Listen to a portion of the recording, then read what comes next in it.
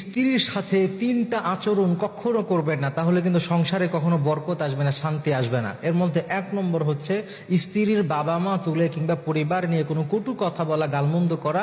এই কাজটা কোনো স্বামী কখনো করবেন না। অনেক সময় দেখা যায় স্বামীরা অনেক সময় রেগে গেলে স্ত্রীদের ফ্যামিলি তুলে কিংবা তার বাবা মা নিয়ে অনেক কথাবার্তা বলে। এইটা অত্যন্ত জঘন্য একটি কাজ। আপনি যদি এভাবে বলতে থাকেন তাহলে কিন্তু আপনার প্রতি আপনার স্ত্রীর হৃদয়ে যে ভালোবাসাটা ছিল সেটা কিন্তু দিন দিন উঠে যাবে।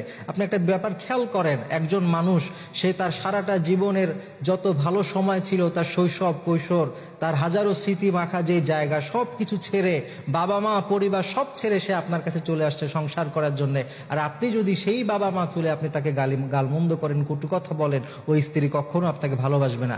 এই জন্য এই এক নম্বরে আচরণ, যে স্ত্রীর বাবা মা তুলে কথা বলা, এটা অবশ্যই আপনাকে বন্ধ করতে হবে যদি আপনি সংসারে শান্তি চান।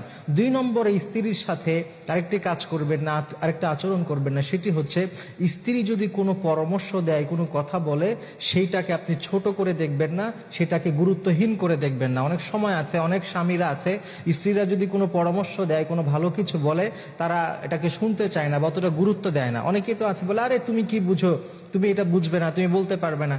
এই